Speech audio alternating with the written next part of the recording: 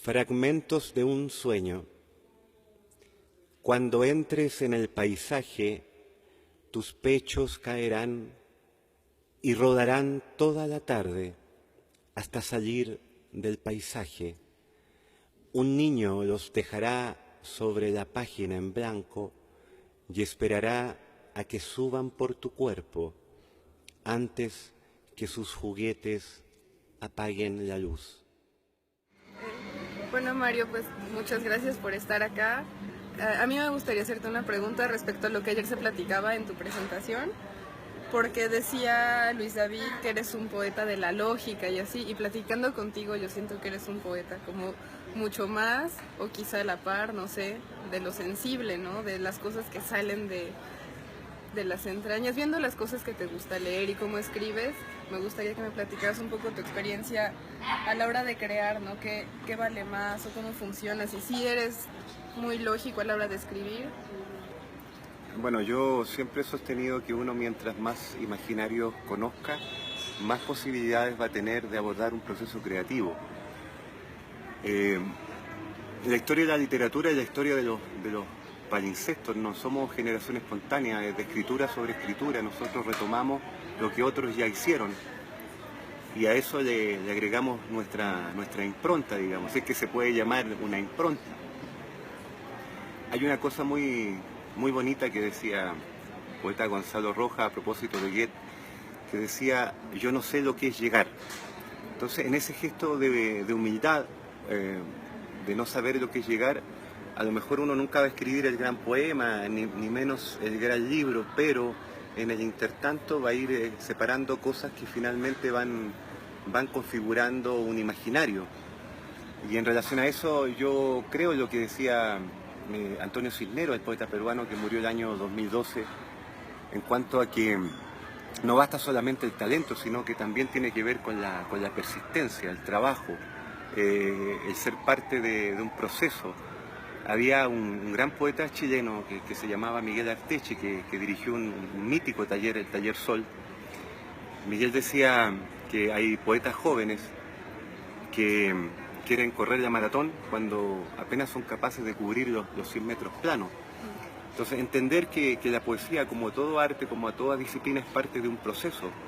Y el proceso debemos dedicarle nosotros tiempo. Las grandes obras no se escriben de la noche a la mañana. La gran excepción en la historia de la literatura ha sido Rimbaud, que entre los 15 y los 21 años, bueno, dio a la literatura universal obras brillantes. Pienso en Iluminación, en Una temporada en el infierno, en el barco Ebro, en el poema de las vocales, etc. Pero el resto, la mayoría de los poetas llegan a una decantación mediante un proceso. O sea, yo me imagino que Octavio Paz no escribe Piedra del Sol cuando tenía 20 años, ni menos Lizalde escribe El tigre de la casa cuando tenía 25.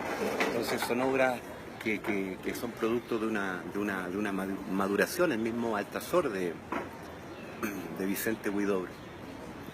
Entonces tiene que ver con eso, tiene que ver con la creación, tiene que ver con la persistencia, tiene que ver con la capacidad de ser tú incluyente en cuanto a las lecturas que hagas. Todo es funcional, todo es materia reciclable a la hora de enfrentarte a tu propio proceso creativo. Yo así entiendo la creación. Señor Pessoa, usted está hecho de frutas extrañas que envejecen cada tarde al volver a casa. Son frutas inútiles como esas cartas que lleva en la memoria. Así es la vida, señor Pessoa. La mano que mece la cuna fue cortada por un tren de carga donde iban sus heterónimos crucificados. Deberá escribir sus obituarios, pero ¿quién escribirá el suyo ahora que Dios solo pinta grafitis en las tumbas de los niños muertos? Pues yo quería preguntarle a Mario Meléndez, que está ahora aquí con nosotros, sobre su procedimiento creativo específico, es decir, cuáles son las cosas que piensa, que formula, que preestablece para poder conseguir crear un poemario. ¿Cómo se hace un poemario? ¿Cómo Mario Meléndez consigue hacer un poemario?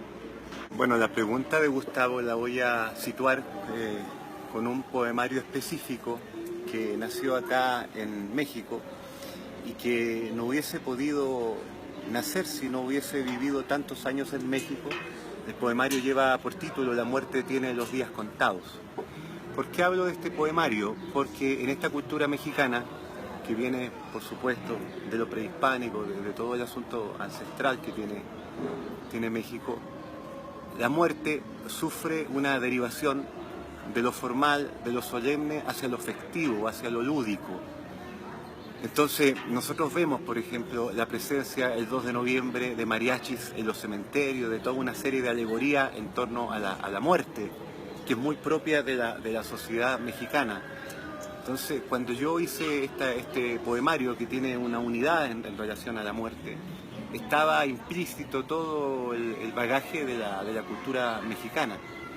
Y yo hice este poemario tomando como personaje la muerte, pero la muerte en un contexto diverso, no en esta muerte que nosotros conocemos dentro de una solemnidad, dentro de algo que nos provoca temor, que nos provoca miedo, que nos provoca incertidumbre, sino una muerte inserta en una realidad cotidiana. Entonces la muerte dialoga con distintos personajes del Museo del Arte y de la historia, también como una forma de reivindicación. Yo he estado trabajando este último tiempo a partir de la muerte, el concepto de la unidad temática. Eso, bueno, es lo que puedo contar fundamentalmente en este caso de la muerte tiene los días contados, y después al derivar en otra propuesta que tiene que ver con Esperando a Perec, tiene que ver con lo mismo, o sea, cómo en algún momento focalizo una estética en otra estética como un proceso de derivación. Ahí en Esperando a Perec tomé dos personajes para mí fundamentales. Uno es George Perec, autor de Instrucciones de Uso, y el otro, bueno, Samuel Beckett, sobre todo en Esperando a Godot. Entonces está retratado ahí el proceso del absurdo. Y lo que conversábamos hace un rato, cómo en algún momento nosotros podemos hacer derivación en nuestro proceso estético cuando somos capaces de romper patrones o romper la lógica y establecer un proceso creativo en distintos planos, en planos que muchas veces tienen otras coordenadas, no están insertos a lo mejor ni siquiera en nuestra tradición que viene a lo mejor de la poesía española, etcétera, sino que en otras coordenadas diversas, a lo mejor una coordenada que tiene que ver con una poesía distinta, una poesía anglosajona, una poesía francesa, una poesía alemana. Porque, como te decía antes, cómo uno va reciclando, una forma de reciclaje, eso es, los distintos lenguajes para hacerlo funcional a su propio proceso creativo a la hora de llevarlo a la página en blanco.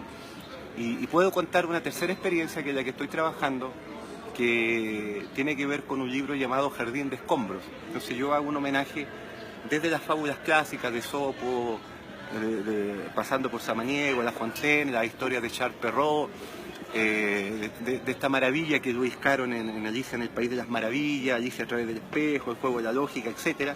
El concepto de inocencia, de la carencia de sentido, y cómo yo eso lo llevo a mi propio radio de acción. Pero ¿cuál es el elemento que gatilla esto? Es la fusión con los dramas de las dictaduras latinoamericanas. Entonces estos personajes que son de las fábulas, que son de sus cuentos, representan a lo mejor una antifábula, se entremezclan con otra realidad dramática que tiene que ver con las dictaduras latinoamericanas que ocurren en Chile, que ocurren en Argentina, que ocurren en Uruguay, y van generando otra resignificación, otro campo de acción. Eso es fundamentalmente este libro que se llama Jardín de Escombros. Yo coincido mucho con algo que dijo el gran poeta chileno Oscar Ján, cuando él habla que su proceso se desarrolla a partir de apariciones, son motivaciones internas, a diferencia de la inspiración que viene desde afuera.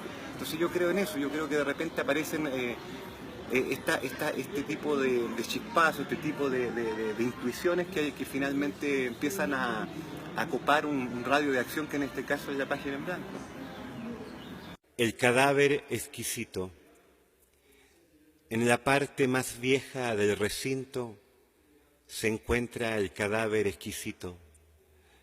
Podrá llegar a él pasando la jaula de los templarios, más allá del Santo Grial, más allá de la estatua de Ramsés, junto a la fuente de los deseos, donde los tártaros lanzaron el pijama de Bretón, tras la tumba abierta de Cleopatra, donde los gatos peregrinan y las palabras maullan de rodillas, el cadáver exquisito se pasea, escondiendo su cabeza entre las ruinas. Bien, pues agradecemos enormemente a Mario Meléndez el haber estado aquí con nosotros, haber compartido este gran libro que es El Mago de la Soledad, que aparece ahora este año en Valparaíso Ediciones, a nombre de Círculo de Poesía y de Valparaíso Ediciones México. Le agradecemos profundamente que haya tomado el tiempo de conocer a los lectores, que creemos que es una parte fundamental de este trabajo que hacemos, siempre estar conectados con lo social, con aquellos que pueden estar cerca de nosotros y pues recíprocamente nosotros cerca de ellos. Muchas gracias.